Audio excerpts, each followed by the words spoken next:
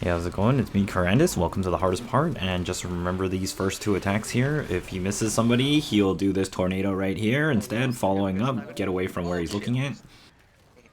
This is a failed counter. If you miss this, make sure you stay on his back, onto the right side a little bit. Don't hug his back, because you can get shotgunned on the right side.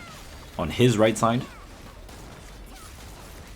First mech is a bunch of orange lasers that show in. Usually you move to your X3+1 clock position based on your party number index and get as much stagger in as possible. Some people like to hold the stagger in like near the end, but I prefer to actually just push it all the way through just so that you have to deal with less one-shot dodges. Those guillotines that you see right now are all one-shots.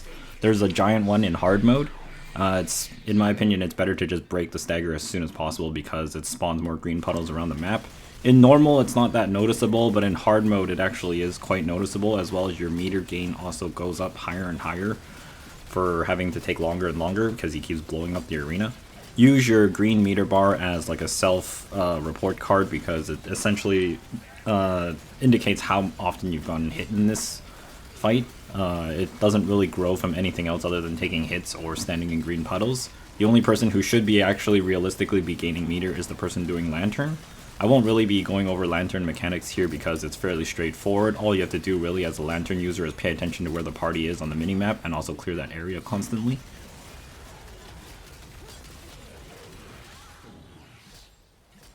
This is the laser chain mech, so the top and bottom lasers need to be blocked because they spawn ring AoEs if they reach a con and they're not blocked like this. And it can also knock people back, especially the chain bearers. If you are a chain bearer, make sure you grab it and just run as fast as you can towards it. Whoever is going to grab it next should grab it before the second icon shows above the person's head. If you have those yellow icons above your head, you cannot grab the purple chain again until it runs out on your debuff bar timer. This is Earthquake. Long is 2 explosions. This is an Earthquake short, just get out fast. If you're a bard, you have Cheater Guardian Tune to just block it if you take the tripod to block status ailment. This is the statues. In this part, this is in hard mode. In normal, it's pretty much the same, except that there's one-shot guillotines that fly through the middle, top, and bottom. The safest areas are on the left and right sides of each tower, and also 6 o'clock at the very bottom and 12 o'clock at the very top.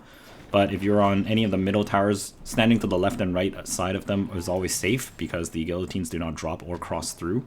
It's a very thin area. Also be wary that the black lasers hit about 30k a tick in half-second intervals, which can basically destroy somebody really quickly. In hard mode, there's also probably going to be a lot more green puddles all around the area. Just turn your tower as soon as possible. Don't even wait because there is no reason, even if you have to gain some meter, just do it because this is pretty much white mech if you do not turn it fast enough. And also it's very dangerous for the rest of the party, so even if you have to gain some meter, it's not too bad. Just do it and get the towers done with. The easiest ones I find to call are 6, 7 o'clock, and 12 o'clock. 7 o'clock always aims at 12 or 6, and 10 o'clock always aims at 7 or 6, and 12 always aims at 11 and 4. 1 o'clock is quite dangerous because it has like a difficult overlap from 12 and 4 o'clock. 12 and 4 o'clock usually have AoEs that spawn and blow up and overlap them. 7 is usually much faster if it spawns right away, otherwise the Lantern has to laser it up. There's always 2 statues that are missing that have to be handled by the Lantern Bearer, and for the Lantern Bearer, all you really have to do is just look at the minimap when you're in the Lantern zone. It shows up on your minimap which ones, where they are. I'm gonna dog bomb that, yeah. I don't think Guardian Rabbit's happy.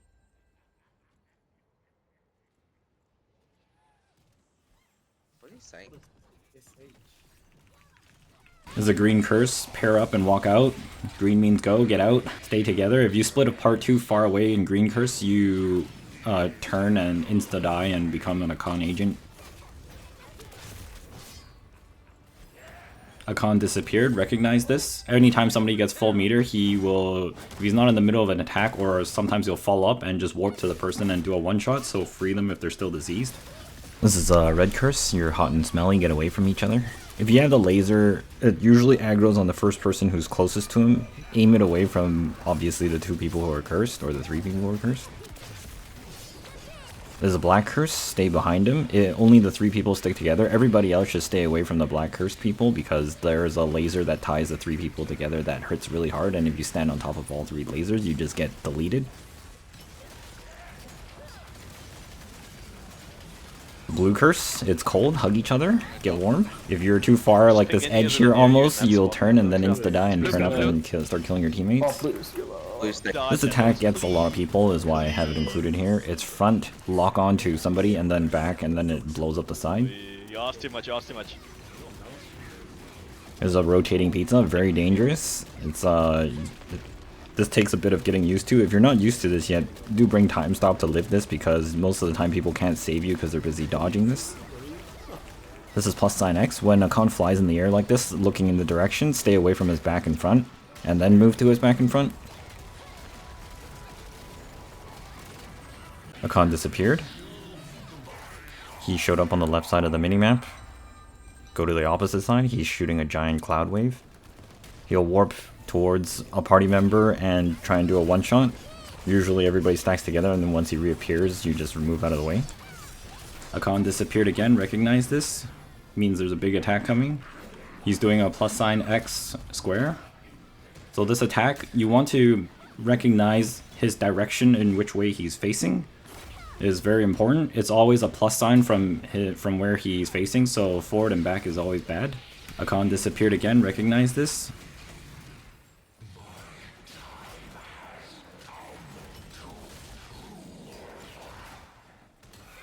Make sure to always kill the slimes and the tentacles the moment he finishes attacking this mech. Simply because he's on damage reduction during this time and you have the opportunity to basically get rid of them as fast as possible before he starts attacking the party again. Basically the end phase, he starts transitioning. Make sure his stagger bar is actually locked when he teleports to the middle. There's been a few times where he just jebaited the entire party and does like projectile shot and everybody starts getting shotgunned. It's a real thing. This is the end here. If he's under 15 bars and Sidereal is up, you can show Akkan the way. And then you'll see him in the next episode of Dragon Ball Z. In hard mode, generally you'll have enough DPS to push him to 0. And you want to Inanna here at the end simply to safety. Otherwise, Way is also good. Styrane is only like good for normal to just insta-destruct him. But safety here is so that people don't get knocked off. And you have further deaths before the final phase of Gate 4 or Gate 3.5 in hard mode only. So you do the Inanna Rave. Usually you cast it right as the green beams are flying out of Akkan just before this check begins.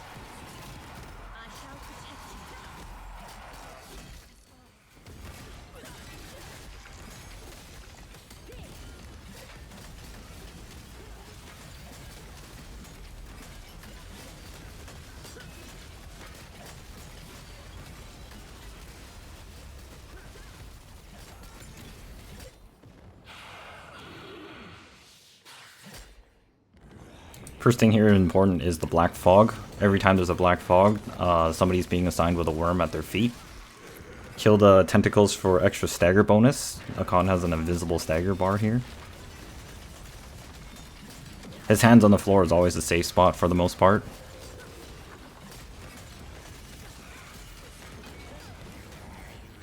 There's a black fog. This is what it looks like if you get assigned the worm.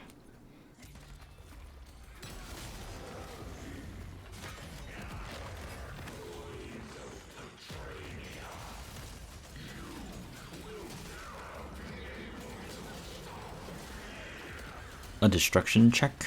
This is what you need to succeed at. Once you succeed this, you do 50% bonus damage to him. If you fail to destroy these over and over, he has way too much HP for the time it takes to kill him versus the Berserk timer. This floor slam is very important. Make sure you get in the worm with your party members and not too early because as you can see, it does a lot of damage while you're inside it. Make sure to always check the mini-map when there's worm placements or when you need to go do the worm for a floor slam avoidance. It's also best to know where they are so you don't accidentally trigger them when you don't have to. And it also saves some time for the party, or in case you accidentally get knocked into it by accident, and alert the party that another one needs to be placed. This is the floor tilt. Usually you just have to dodge everything here, just try and make sure to get used to how he shoots the lasers from his mouth. Because at first that gets a little bit tricky to gauge like the width of the AoE as well as like which lane he's firing it into. For some people it's obvious, and others it's like you'll still get clipped and off into the water you go. Don't fall into the water more than 3 times. It's basically like G1, you'll just drown and die.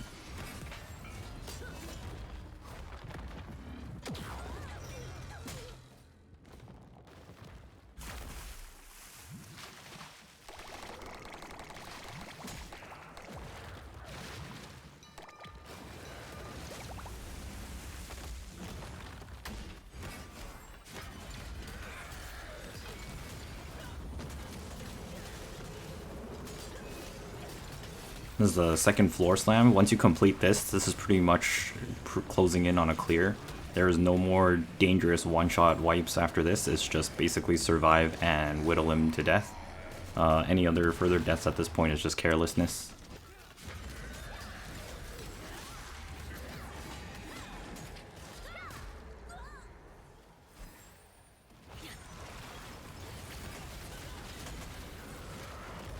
Generally, if there's any dead allies, this attack becomes triggered.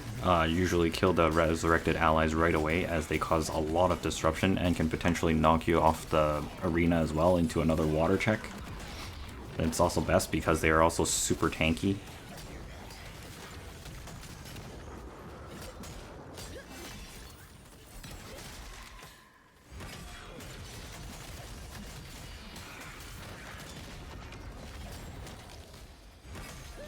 Here I intentionally dropped the worm there and triggered it just because there's already too many ads on the floor and I just wanted to group them together and blow them all up.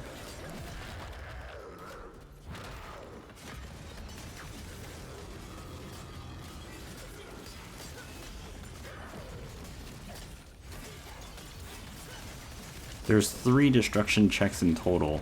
If you get all 3 of them, generally that's because DPS is either low or most of your party is dead, but you can actually kill Akkan and Berserk if you actually get all 3 checks. The amount of damage bonus you get at that point is enough to exceed the HP regen, but his attacks will start becoming one-shots at that point anyway, so you have to survive as well. When you have all 3 destruction checks passed, Sidereal also Way will hit extraordinarily hard, wiping about like 100 bars, like 1/3 of his total HP in that phase. So that's another thing, as well as like Thyrain hits just about as hard too, but Way hits harder. Hey, thanks for watching. There's only one attack I didn't really get to highlight here because it's hard to find it in my runs. It's basically a vertical boomerang shot where Akkan throws his scythe around him. It's not the circular one where you just hug him and actually dodge it by hugging him. It's the one where he throws it and it spins around him and he does a chop in the front. You actually just have to rotate around him or just spacebar through one side. If you stand too close in the middle, it hits about like 9 times and can potentially one-shot you if you're just standing on the wrong pixel. Just wanted to bring that up. Oh, fuck. I don't care. I use tenacity. Do it! Do it! Oh shit! Oh my god. Oh! Well, did you just see how long I stayed in the water there? Holy